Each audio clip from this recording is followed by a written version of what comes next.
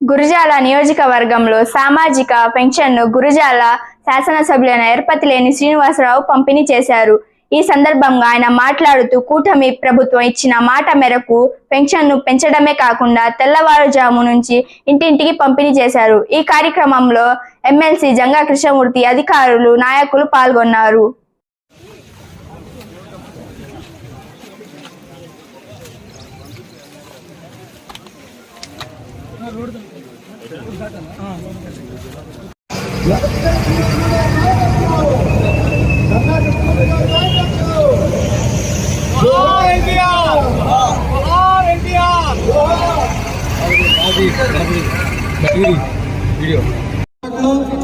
మన ఎమ్మెల్యే గారు, మన ఎమ్మెల్సీ గారు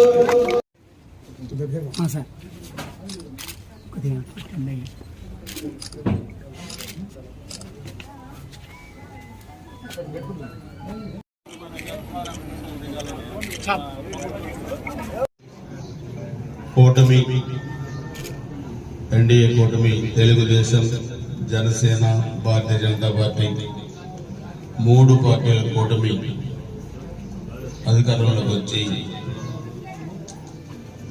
దాదాపు అంటే 12వ తారీఖు ముఖ్యమంత్రి గారి ప్రమాణ స్వీకారం పోల్చుకుంటే మనం ఇంకా 2 నెలలు కూడా పూర్తి కాలేదు. కానీ ఎన్నికల సమయంలో ఇచ్చిన హామీలు, వాటిని అమలుపరిచే తీరు మనం చూస్తే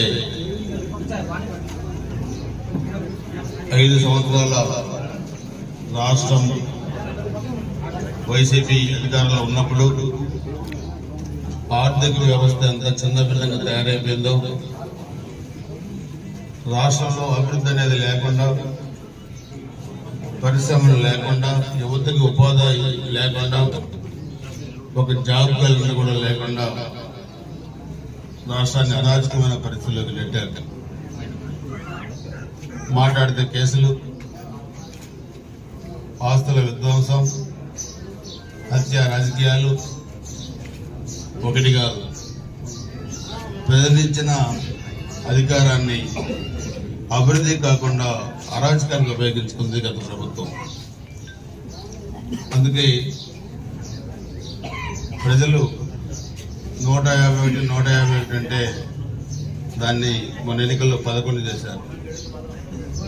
ప్రజలు మనకు అధికారం ఇచ్చింది అభివృద్ధి చేయడానికి, ఆస్తుల విధ్వంసానికో అరాచకం చేయడానికో కాదు.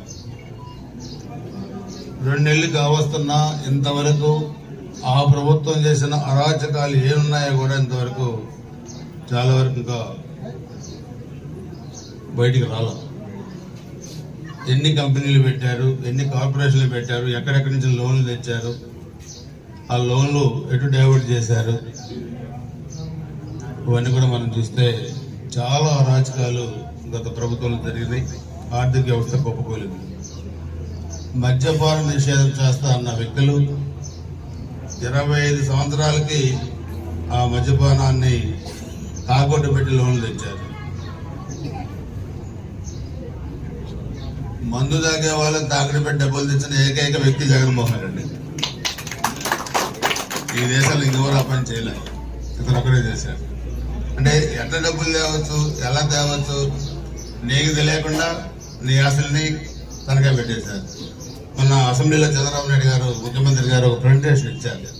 వైజాగ్ లో ఏ ఆస్తులు తాకట్టు పెట్టారు, collector office, SP office, municipal బిల్డింగ్లు, తర్వాత గెస్ట్ హౌస్లు, ఎంఆర్ఓ ఆఫీసులు, R&B, పంచాయతీరాజ్, ఇరిగేషన్, అసలు ఒకటి కాదు, సర్వం తాకట్టుమయం. ఆంధ్రప్రదేశ్ ఫస్ట్ టైం ప్రభుత్వ ఆస్తులు తాకట్టు పెట్టి డబ్బులు తెచ్చడం అనేది. సో ఈరోజు మనందరం కూడా ఆలోచించాల్సిన అవసరం ఉంది. ఈరోజు ఒక గురుతరమైన బాధ్యత ఈరోజు ఈ ప్రభుత్వం భుజస్కంధాలపై ప్రజలు మోపారు. దీన్ని భారంగా కాకుండా బాధ్యతగా కూడా అందరం తీసుకుంటున్నాం. గత అరాచకాలు పునరావృతం కాకుండా అభివృద్ధి ధ్యేయంగా కూడా ముందుకు వెళ్తా ఉన్నాం. ఈరోజు మనం చూసాం, పెన్షన్ని 2014లో చంద్రబాబు నాయుడు గారు ముఖ్యమంత్రిగా అయినప్పుడు 200 రూపాయల పెన్షన్ ఉంటే దాన్ని 1000 రూపాయలు చేశారు. 2019 ఎన్నికలకు ముందు దాన్ని 2,000 రూపాయలు చేశారు. జగన్మోహన్ రెడ్డి మేనిఫెస్టోలో 3,000 చేస్తామని చెప్పి కూడా సంవత్సరానికి 250 పెంచారు తప్పితే 3,000 చేయలేదు. మన మేనిఫెస్టోలో 4,000 రూపాయలు పెన్షన్ చేస్తామని చెప్పాం. ఫిజికల్లీ హ్యాండిక్యాప్డ్ పర్సన్స్ కి 6,000 చెప్పాం. పూర్తిగా డిజేబుల్డ్ పర్సన్స్ కి 15,000 రూపాయలు కూడా ఇస్తున్నాం. అది కూడా ఏప్రిల్ నుంచే మనం, అంటే ఇంకా ప్రభుత్వం రాకముందు నుంచే దాన్ని అమలు చేస్తామని చెప్పాం. లాస్ట్ మంత్ మనకి 7,000 ఇచ్చాం. ఈ నెల 4,000 ఇప్పుడు కూడా ఇచ్చాం. అంటే ఆర్థిక పరిస్థితి ఎంత క్లిష్టంగా ఉన్నా అనుకున్న ప్రకారం సామాన్యులకి చెప్పిన మాట నిలబెట్టుకోవడంలో ముందుండేది ఈ ప్రభుత్వం. గౌరవ ముఖ్యమంత్రి చంద్రబాబు నాయుడు గారు, ఉప ముఖ్యమంత్రి పవన్ కళ్యాణ్ గారు, అదేవిధంగా భారతీయ జనతా పార్టీ, ఈ 3 పార్టీల కలయికతో రాష్ట్రం ముందుకు వెళ్ళడానికి ప్రణాళికలు కూడా తయారు చేస్తా ఉన్నాం.